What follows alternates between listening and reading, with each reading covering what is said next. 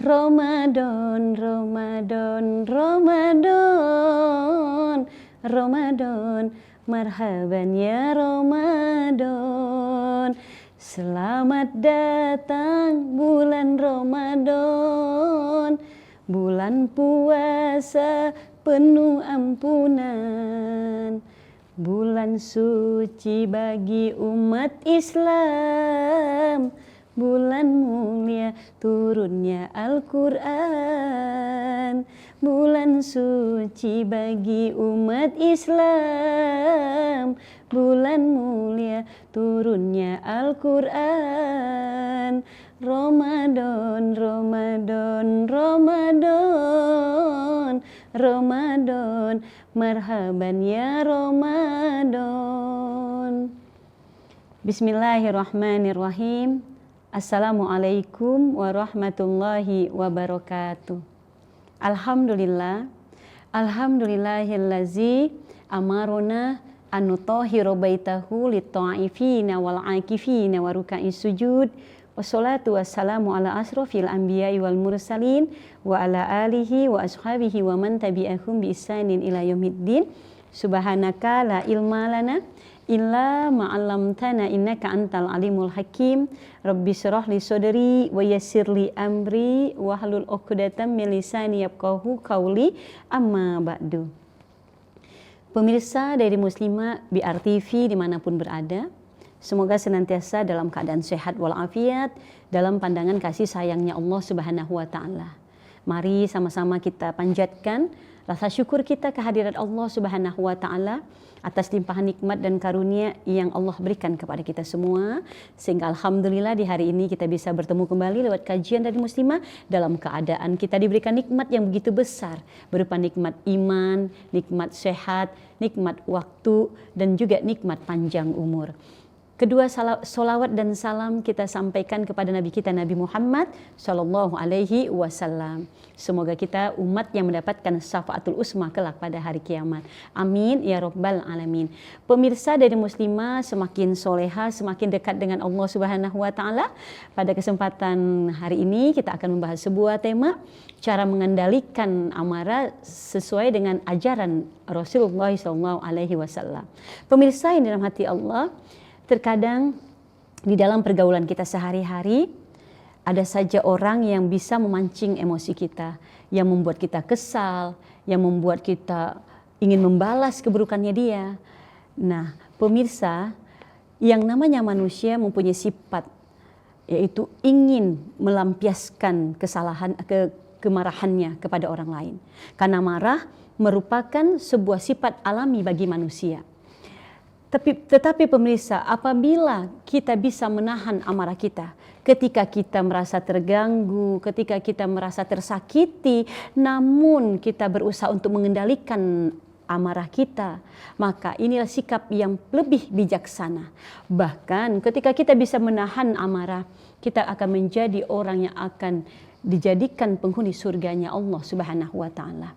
Meskipun mungkin tidak semua orang bisa menahan amarah ketika dia disakiti, ketika dia dizolimi oleh orang lain, tetapi Allah Subhanahu wa Ta'ala berfirman di dalam surah Ali Imran ayat 133 sampai 134, Allah Subhanahu wa Ta'ala berfirman, A'udzubillahi minasyaitonirrajim, bismillahirrahmanirrahim, wasari'u ila maghfiratin min rabbikum wa jannati arduhas samawati wal ardu uiddat lil muttaqin alladzina yunfikuna fis sarra'i wad darra'i wal kaziminal ghais wal 'afina 'anil nas wallahu yuhibbul muhsinin.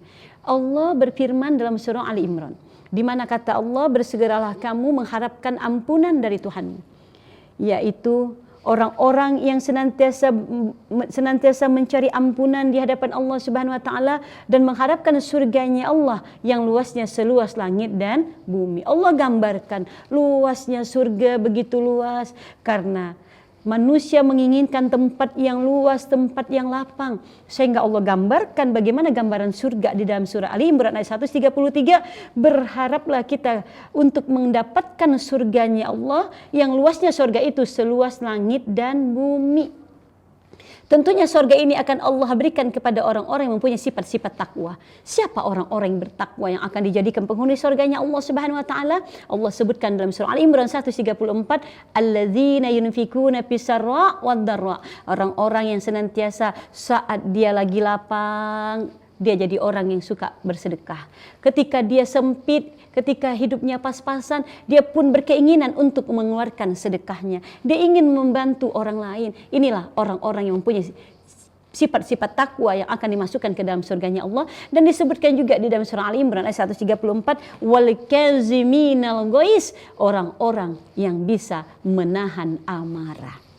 Orang-orang yang bisa menahan amarah, mereka termasuk orang-orang yang akan dijadikan menjadi penghuni surganya Allah Subhanahu wa taala.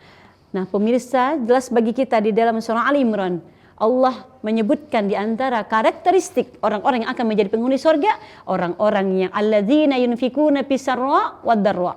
Orang-orang yang senantiasa mau berbagi dalam keadaan dia diberi lapang, rezeki yang banyak, ataupun saat rezekinya sedikit, rezekinya sempit, dia pun ingin mengulurkan bantuan kepada siapapun orang yang membutuhkan. Dan yang kedua, wal kaziminal ghaiz, orang yang bisa menahan amarah, wal afina 'anin nas, dan orang yang mampu memaafkan, yang mau memaafkan kesalahan orang lain. Siapapun orang yang berbuat salah kepada dirinya, dia akan berusaha untuk memaafkan.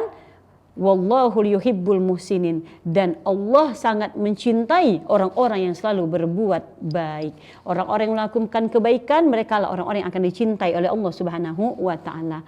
Sehingga pemirsa yang dirahmati Allah Subhanahu wa taala, ketika Rasulullah SAW pernah bersabda, beliau mengatakan, orang yang paling kuat di antara kalian bukanlah orang yang kekar badannya, bukanlah orang yang bisa merubuhkan musuhnya di medan pertempuran, tapi orang yang paling kuat di antara kalian, orang yang dia bisa mengendalikan amarahnya, orang yang bisa mengendalikan emosinya ketika dia sedang marah. Jadi seseorang dikatakan kuat bukan orang yang mempunyai badan yang kekar, bukan dia bisa melumpuhkan musuhnya, tapi saat kita sedang marah, emosi kita sedang memuncak, kita bisa menahannya. Kitalah orang yang paling kuat di hadapan Allah Subhanahu wa taala.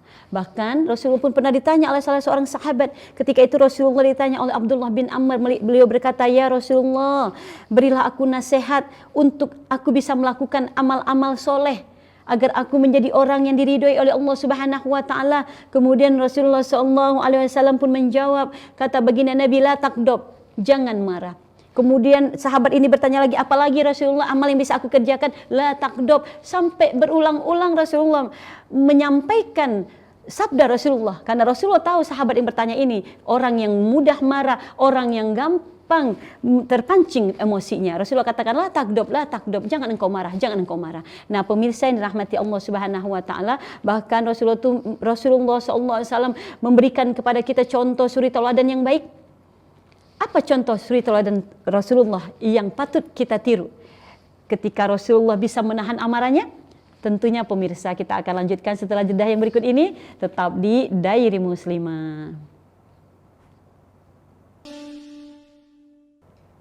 Terima kasih Anda masih menyaksikan Diary Muslimah. Kita akan lanjutkan pembahasan kita. Pemirsa yang dirahmati Allah Subhanahu wa taala, tentunya Rasulullah SAW mencontohkan kepada kita begitu Rasulullah bisa meredam marahnya.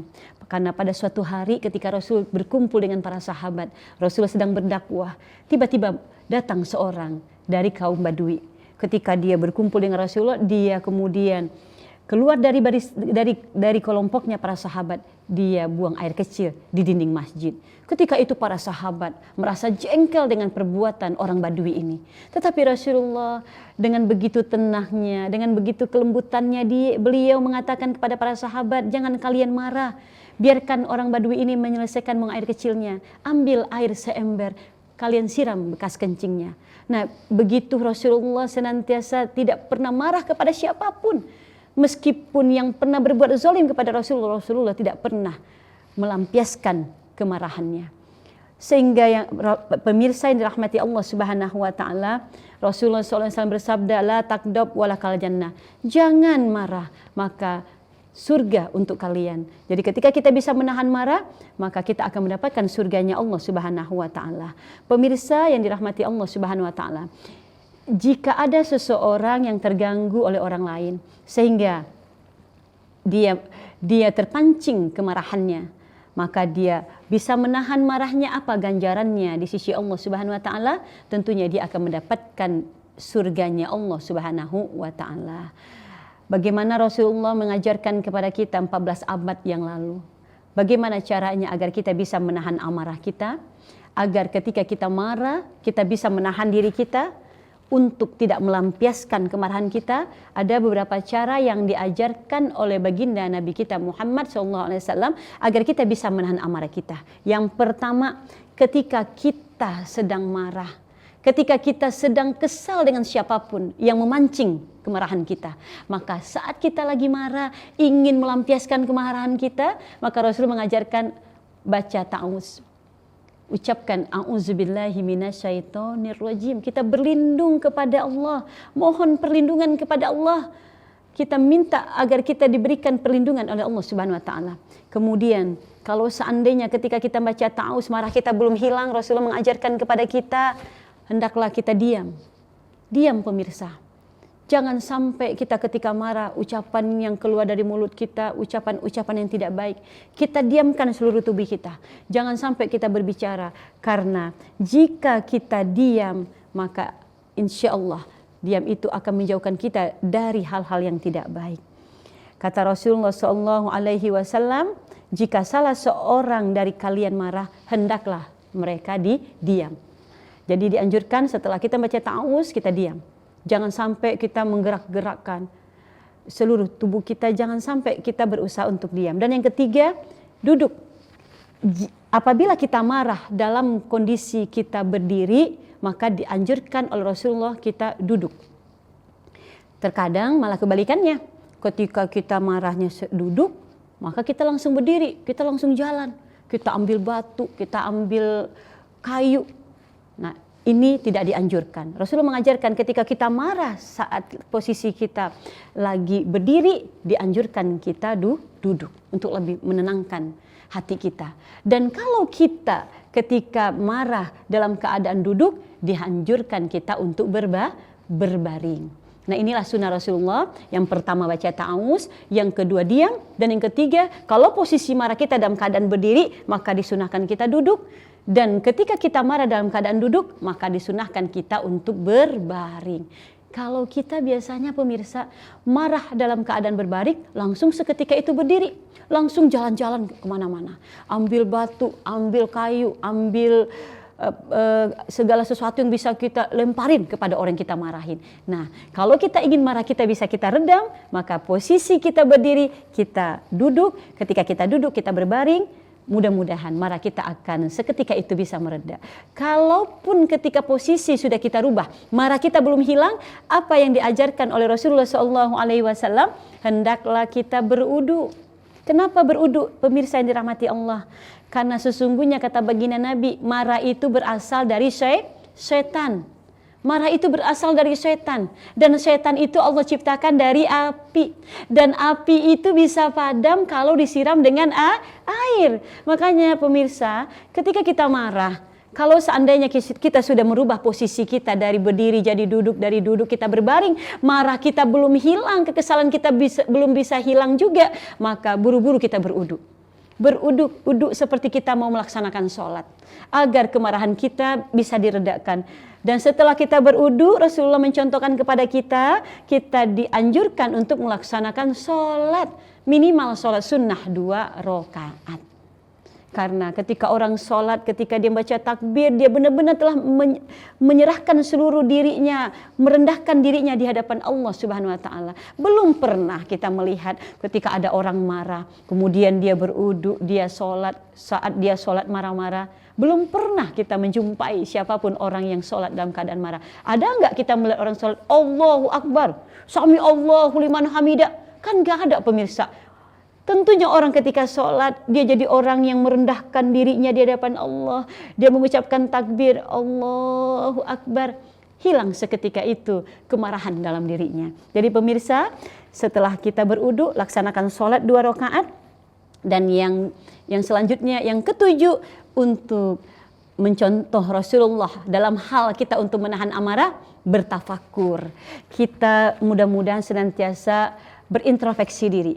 Kita mengingat-ingat betapa besar pahala orang yang bisa menahan amarah. Karena pemirsa, ketika seseorang bisa menahan marah, begitu besar balasan pahalanya di sisi Allah Subhanahu wa taala.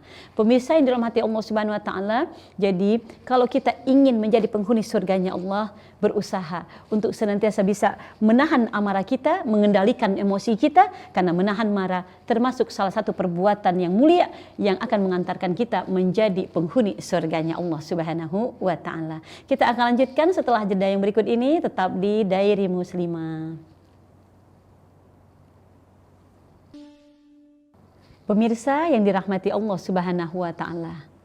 Di segmen yang tadi kita sudah membahas bagaimana cara Rasulullah mengajarkan kepada kita ketika kita sedang marah agar kita bisa menahan amarah kita.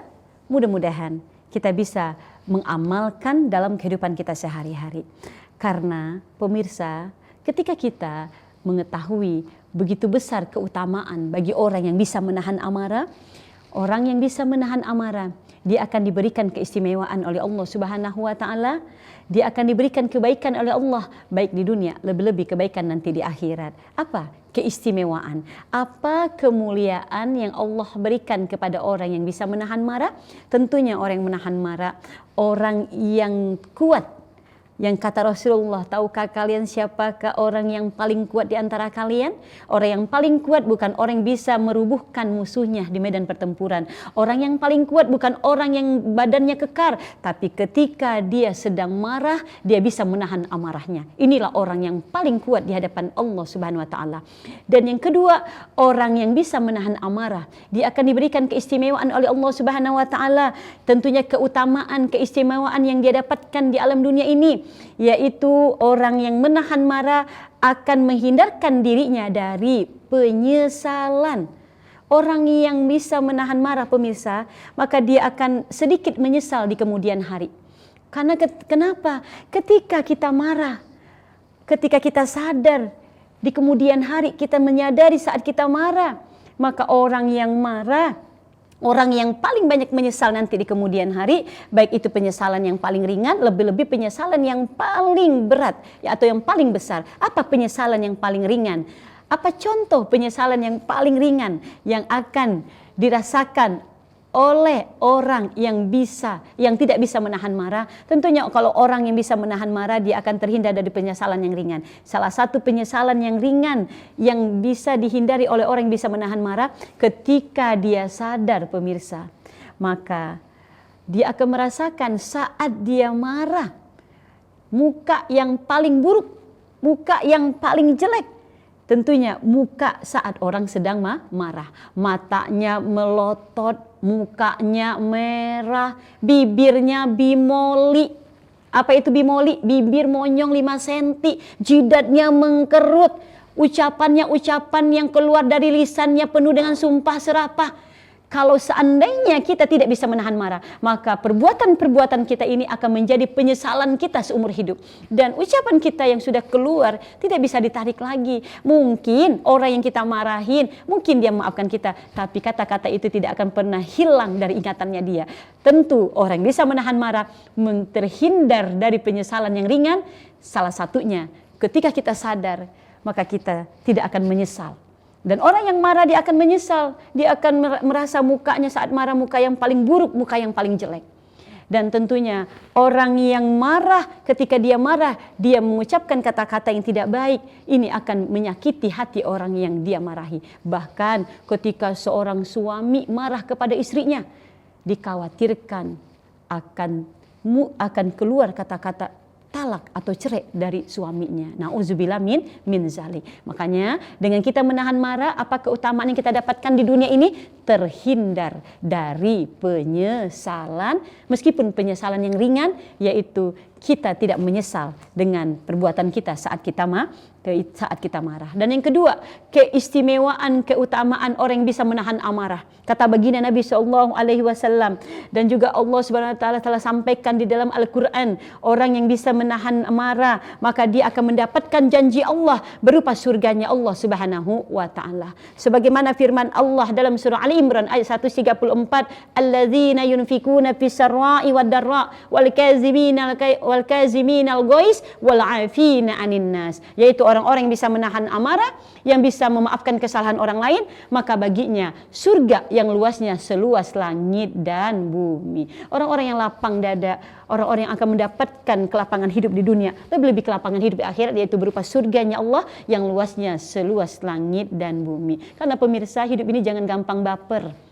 Kalau kita ingin mencari teman kita pengen yang sempurna, maka kita tidak akan mendapati siapapun manusia sebagaimana yang kita inginkan. Pasti dalam kehidupan ini tidak ada satupun manusia yang sesuai dengan kita harapkan. Maka senantiasa iringi pergaulan kita, pertemanan kita dengan kita senantiasa bisa menahan amarah. Kalau kita gampang marah, maka mungkin kita tidak akan punya teman, mungkin kita tidak bisa dekat dengan siapapun.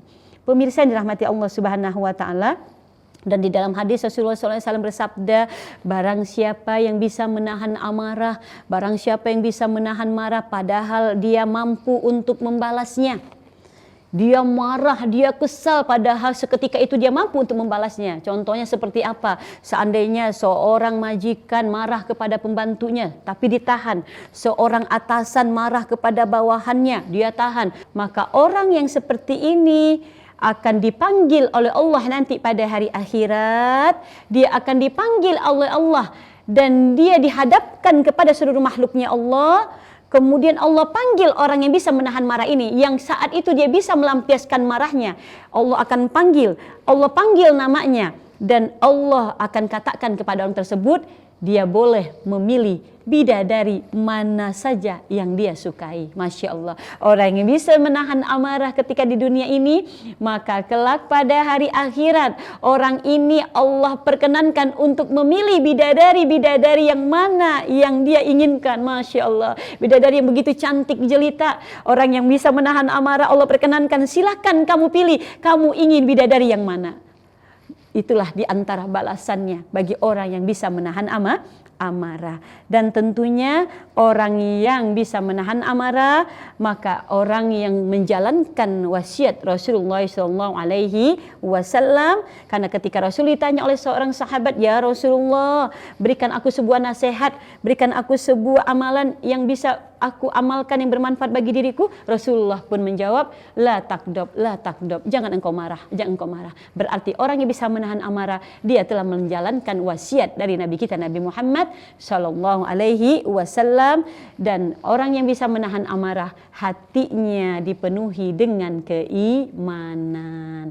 Pemirsa yang dirahmati Allah Subhanahu Wa Taala, demikian yang bisa saya sampaikan. Semoga bermanfaat dan mudah-mudahan kita bisa melatih diri kita untuk bisa menahan amarah kita.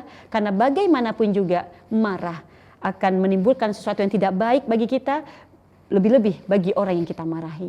Jadi ketika kita bisa menahan marah, maka kita orang yang paling mulia, orang yang akan mendapatkan kemuliaan di hadapan Allah Subhanahu wa Ta'ala. Mari seperti biasa di akhir Dairah Muslimah kita berdoa bersama. Semoga kita bisa mengaminkan doa-doa kita ini lewat hati kita masing-masing, dan mudah-mudahan doa-doa kita diijabah oleh Allah Subhanahu wa Ta'ala.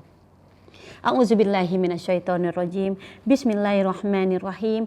Alhamdulillahirabbil alamin, hamdan syakirin, hamdan na'imin, hamdan yu'afi ni'amah wa yukafi mazidah.